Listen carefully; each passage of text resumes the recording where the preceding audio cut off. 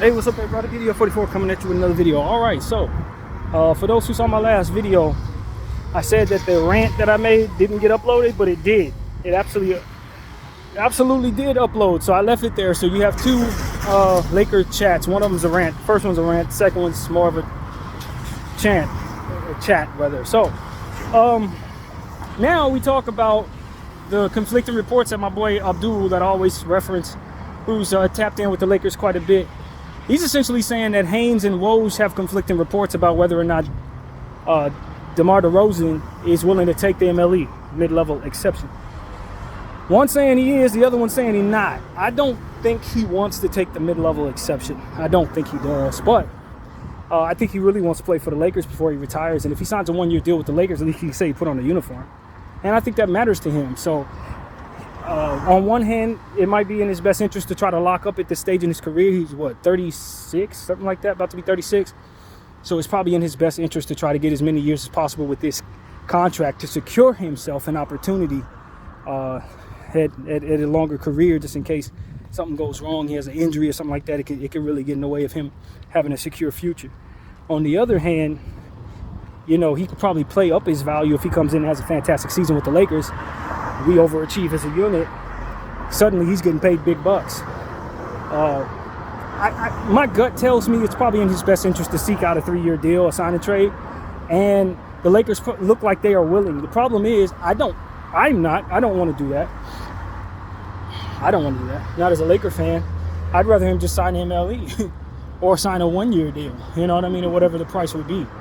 I don't want to lock in for a player that I don't think fits very well, because quite honestly, we had some bad experience doing that with Russell Westbrook. So I'd rather, knowing that the fit ain't very good, he likes to operate from the same spots Anthony does, so they likely are not going to be able to work naturally on the floor with one another, in theory. Although they're both fantastic basketball players, so I'm sure they'd figure it out, but it's not a seamless fit like, say, Clay would have been. So for me, I'd much rather DeMar come off the bench for our unit. It's not because I think he's a bench player at this point. It's just because I think he'll allow him opportunities to have free reins to do what he does while Anthony is potentially sitting down, or we can work it out with JJ Redick. I'm pretty sure he has a vision for that.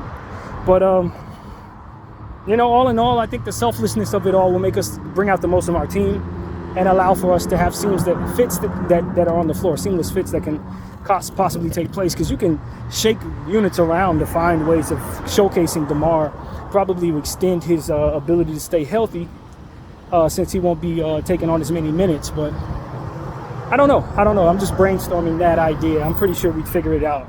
And DeMar's a fantastic player that you definitely want on the floor in the fourth quarter, and so is Anthony Davis. So that could be a little tricky to get the most out of DeMar. You want him in clutch situations. So I just don't think the fit is all that seamless. And I don't think the spacing really works, but we'll do our best to try to fit him in, I'm sure. And with JJ being such a fantastic basketball mind, I'm confident he will be able to figure that part out. So if the Lakers want to do this, I definitely am open to having DeMar DeRozan on our team. I'm not exactly against having him through 39 years of age, because he's such a phenomenal athlete. He's been a phenomenal athlete. I don't know where he's at with his athleticism at this point, but I can guarantee you can get off the ground right now and dunk a basketball. That I'm sure of. So he's been taking good care of himself. He's always been uber special athletically. So I think his aging is probably going to be more graceful than a lot of them. And he's fairly durable, hasn't had a lot of injuries in his career. And I reference him a lot when considering marginal improvements. When you talk about an athlete who, during his development stages, got a little bit better every year, he's definitely the epitome of that. He's one of the best examples. So for me, I like DeMar DeRozan. I hope the Lakers can bring him on for a deal that makes a lot of sense.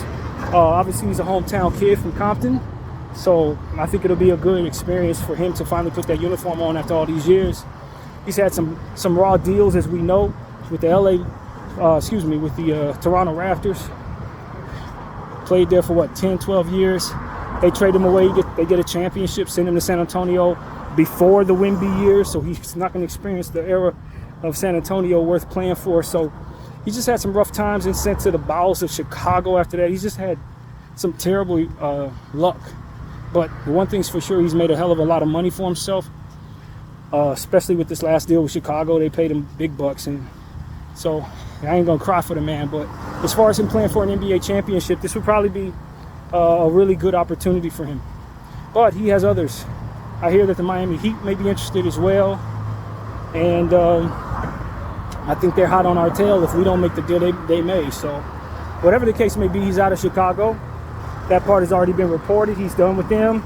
And I think it's the right move for him so long as he lands somewhere that the fit isn't terrible, which we could actually potentially be. So I don't know, man. I don't know. I'd love to have DeMar in LA, but the truth of the matter is, if the fit's no good, the experience sucks. You know, you say the same thing about Russell Westbrook. He wanted to come home. Fit was no good. He was no good. But the point is, his experience being a Laker, it wasn't good. And so it don't always work out. Plus, I think the Lakers are trying to trade Jalen Hood-Schifino, and I'm against it. Although, if somebody tells me that back ain't gonna never heal properly, I'll get rid of him fast while he still has some value, while people think he might be able to go somewhere. Because that surgery is real, and apparently he's not gonna play in the summer league because of it. Even though I saw him working out, shooting the ball and all that, he probably ain't ready for no contact. So I think the kid, in theory, a 19-year-old should be able to recover. Athlete, you know, he should be able to recover from that surgery. But I have my concerns about Jalen Hood-Schifino that don't have nothing to do with his game.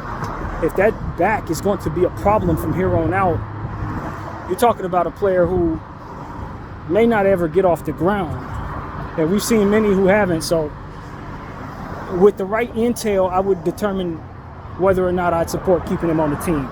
If he's expected to fully heal and be back and be able to start his development process during this season, I'm open to seeing him become who it is that we drafted him to be, which is a very high-level backup point guard, in my opinion. High-level backup point guard, a guy who could probably win Sixth Man of the Year someday. But if he's not going to develop properly, if this back is going to continue to be an issue, then I'm looking to move him, man. I am. Normally, I don't want to give away 17th overall pick, but sometimes you just draft duds, man. So now I don't know that he's that. In fact, I think he has enough game to make it so that we're happy to have him. But if he can't get off the ground and start this development, we really do need to use that roster spot the right way. And if I'm being real with you guys, we already gave a roster spot to Bronny James, and he ain't ready, and we know he ain't ready. You know, so it's one of those situations where we can't necessarily afford to give away roster spots or have people on roster spots that are developing but not necessarily up to their potential, or going to continue to have injury issues. I just really want to do away with the injury issues, to be honest with you. I don't want to hold on to Vando for that reason, because I'm worried he's going to be, going forward, never quite healthy enough to do his job. Now, if he were a spot-up shooter or something like that, that's different. But the fact of the matter is, he's a jumping around, defense, hounding small people kind of guy. Always in the fray. If there's a rebound to get, he's jumping to get it. Maybe there's someone under him, he lands on their foot and then rolls his ankle type of guy. So it's like, for me, Robert Williams, Jared Vanderbilt, I suddenly don't value those players the way that I should, based on the extraordinary things they can do, because they're not durable enough for the type of play that they play. You know, one of the reasons why we love Dennis Rodman was not only that he was a daredevil guy who could throw his body around, but he can handle it. He was durable. You know what I mean? He could jump and leap and get right back up. He could fall, roll, and get back up. That's a real important trait for guys who play like that. If you're the type of dude that's made out of glass and you play like that, you're an injury risk at all times. And Vando and Robert Williams, as great as they are as doing the Dennis Rodman stuff, their bodies can't actually take it. Their style of basketball. They're not built to be like that in real life. They're just wired that way, and it's unfortunate. If I could give them Dennis Rodman's body, or give them Russell Westbrook's body or something like that, yeah, they'd be able to roll. Because that style is valuable. Those players are active, but they're made out of glass, so they're not really... Their genetics probably would prefer them be spot-up shooters, you feel me? And that's just not who they are. So that's the problem with Vando. At $4 million, he's still a bargain. Once it's time to pay him his money, Once you start talking about 25, 30, whatever it's going to be, I don't want no parts of that contract. And so that's why I'm probably moving Vando now, because he's still on a $4 million deal. Send him somewhere to somebody else who's going to be willing to pay him his money, or most importantly, send him away from us, because I'm not. That's the problem with Vando. And so I know a lot of people love Vando. I love Vando too, but I just come to the conclusion that his body can't take his style. He ain't going to withstand. He's going to get hurt doing that a lot, and it's going to be us without him. And I just went through that last year. I saw how that went. It affected our team in a very negative way. When he finally came back, he was good for 5 games and then went down again for the rest of the season. I'm like, nah, I'm not going to stay on that pattern. I'm not going to stay on that pattern. And so that's how I feel, man. I just feel like we got roster spots that we can fill with players that are likely going to be able to do their job without getting hurt every 3 minutes. And Jalen Hood-Schifino, Vanderbilt, Gabe Vincent. I don't want to go down this path with guys who've had surgeries or guys who are prone to injury based on how they play and their body's not being able to take that, man. I'm moving on from all of that, and I'm bringing myself something that's likely a bit more durable for my circumstances. Because as I always say, at the end of the day, we don't have a whole lot of assets, so the assets we have can't be losing value, man. They can't be prone to lose value either. That's a path we can't afford to go down. So that's pretty much the gist of what I want to say right now, man. I've left a lot of NBA content here. I hope people are listening to me. I really do value our picks, but I also understand the Lakers have a lot of pressure to move them, and that's what we've been talking about for the last couple of videos. So I'm always stand on the side of preserve the future, F right now. Because at the end of the day, the more you focus on right now in mortgaging your future, the less likely you have what you need tomorrow, and you're still going to want to make moves. So I'd rather just get it over with right now, the ability to not make moves, get through this era where everybody's asking us to make moves and don't, and then be happy when more picks replenish over time. Because 2032's picks are going to be replenishable next year. 2033's thereafter, so we get more picks as time progresses.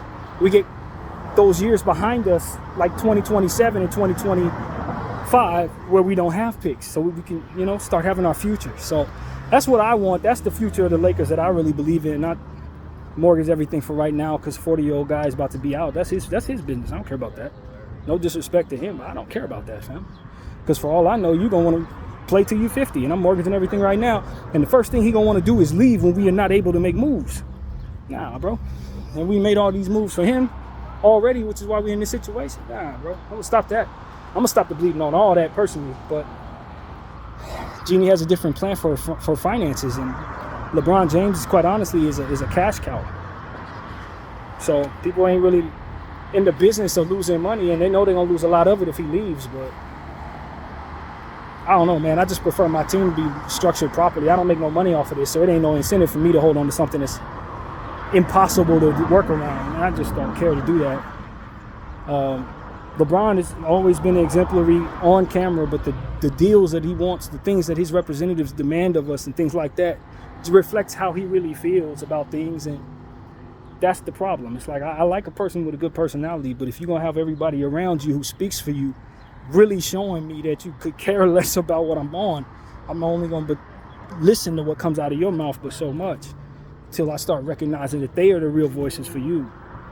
So that's why I'm at with LeBron James. I like the guy, but his intentions are his alone, and maybe he's strings us along to a championship, and if he does that, we're all happy. But if he doesn't, we're the ones holding the bag, and I personally don't think he and his team give a damn about that. EDL 44, thank you all for watching.